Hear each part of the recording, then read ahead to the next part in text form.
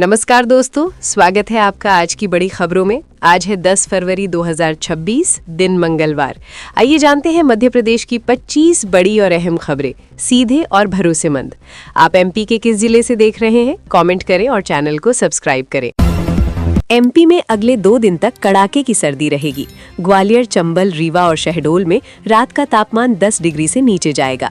भोपाल में 10.4 डिग्री, इंदौर में 10.6 डिग्री और ग्वालियर में 11.2 डिग्री दर्ज हुआ। दिल्ली के 9 नामी स्कूलों को बम से उड़ाने की धमकी मिली। सूचना मिलते ही पुलिस, फायर ब्रिगेड और बम स्क्वाड मौके पर पहुंचे। एहतियातन सभी स्कूलों को खाली कराया गया। परिसरों की तलाशी जारी, जांच में जुटी सुरक्षा एजेंसियां। मध्य प्रदेश में एमएसपी पर गेहूं बेचने के लिए आधार वेरिफिकेशन अनिवार्य किया गया है। भू अभिलेख में दर्ज नाम का आधार कार्ड से मिलान जरूरी होगा।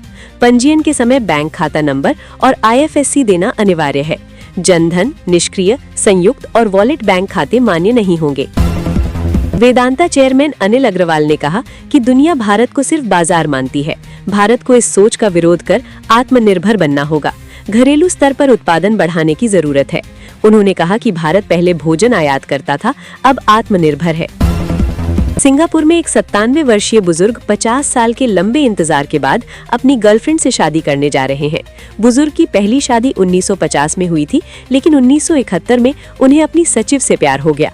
पत्नी के निधन के बाद दोनों साथ रहने लगे। नितेश तिवारी की फिल्म रामायण पार्ट 1 से खबर है कि एक्टर राघव जुयाल ने विक्रांत मेसी को रिप्लेस कर दिया है।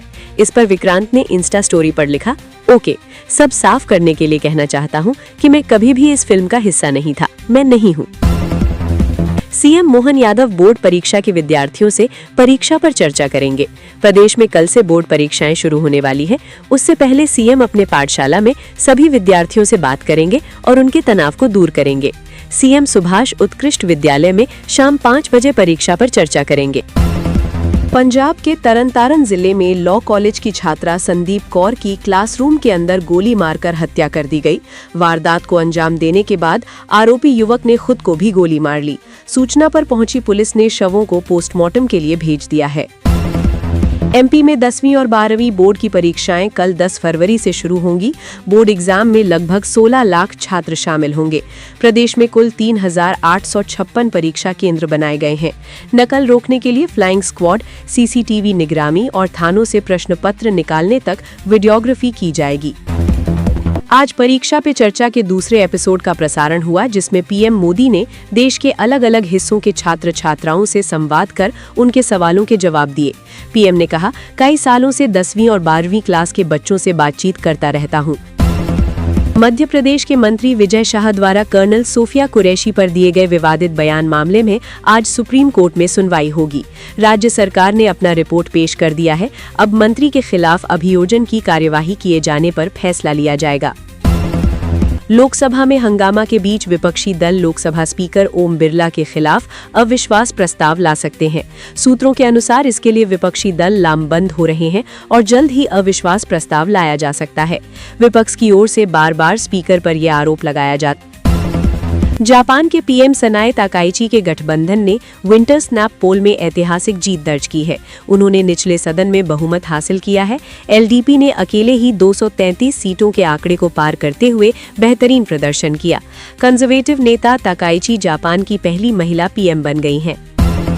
एक्ट्रेस सेलिना जेटली अपने भाई रिटायर्ड मेजर विक्रांत कुमार जेटली की रिहाई और न्याय के लिए प्रधानमंत्री मोदी से गुहार लगाई है। बता दें कि विक्रांत कुमार जेटली पिछले साल सितंबर से यूएई में हिरासत में हैं। एक्ट्रेस ने दिल्ली हाईकोर्ट का दरवाजा खटखटाया है। मध्य प्रदेश विधानसभा का बजट सत्र 16 फरवरी से शुरू होगा। बजट सत्र से पहले विपक्ष ने सरकार को घेरने की तैयारी की है। बजट सत्र शुरू होने से पहले नेता प्रतिपक्ष उमंग सिंगार 15 फरवरी को कांग्रेस ने विधायक दल की बैठक बुलाई है। पीएम मोदी और सेशेल्स के राष्ट्रपति पैट्रिक हरमिनी की मौजूदगी में भारत और सेशेल्स के बीच MOU पर हस्ताक्षर हुए हैं। पीएम मोदी ने कहा, साथ मिलकर हम न सिर्फ द्विपक्षीय सहयोग को बल्कि हिंद महासागर के लिए एक साझा भविष्य को भी आकार देंगे। भारत टैक्सी में आप कैसे लगा सकते हैं अपनी गाड़ी? इसके लिए सबसे पहले Bharat taxi driver app download करें। इसके बाद मोबाइल नंबर OTP से वेरीफाई करें। अब नाम, ईमेल, गाड़ी की डिटेल, ड्राइविंग लाइसेंस, RC और जरूरी डॉक्यूमेंट अपलोड करें। महाकालेश्वर मंदिर में आज सुबह भस्म आरती विशेष श्रृंगार के साथ संपन्न हुई। मंदिर के कपाट सुबह 4 बजे खोले गए। मंदिर के पट खुलने के बाद पुजारियों ने गर्भगृह में स्थापित सभी देवी देवताओं का पूजन कर भगवान महाकाल का जलाभिषेक किया। सनी देओल की बॉर्डर 2 का बॉक्स ऑफिस पर धमाल जारी है। फिल्म ने रिलीज के 17 दिनों के अंदर भारत में 300 करोड़ रुपए का आंकड़ा पार कर लिया है। इंडस्ट्री ट्रैकर सेक्निल के अनुसार तीसरे संडे को कलेक्शन में तेजी आई और 6.90 करोड़ का कलेक्शन कर डाला। एमपी बोर्ड परीक्षा पहले टेलीग्राम पर फर्जी प्रश्न पत्र बेचने का नेटवर्क सक्रिय हो गया है। टेलीग्राम पर फर्जी पेपर लीक होने का दावा किया जा रहा है। मामले में साइबर क्राइम ने एफआईआर दर्ज की है। मामले में पुलिस ने सलाह दी है कि शिक्षक और अभिभावक बच्चों को सतर्क रखें। सीएम मोहन यादव बालाघाट जिले के दौरे पर हैं। सीएम ने बालाघाट में 100 करोड़ 90 लाख रुपए के कई विकास कार्यों का लोकार्पण और शिलान्यास किया। सीएम ने नक्सली ऑपरेशन में अदम्य साहस का प्रदर्शन करने वाले जवानों को सम्मानित किया। हॉक फोर्स के 60 जवानों को बैज लगाकर आउट ऑफ टर्न प्रमोशन दिया। हाथ कांप रहे हैं और खड़े रहना भी थोड़ा मुश्किल है, लेकिन हमारा बेटा खेतों में काम कर लौटा है, उसे भूखा कैसे रख सकते हैं। इसलिए एक 90 वर्षीय माँ अपनी पूरी ताकत जुटाकर बेटे के लिए खाना बना रही है। उसके बगल में बैठा उसका 60 वर्षीय बेटा अपनी माँ के हाथ का बना खाना बड़े चाव से खा रहा है।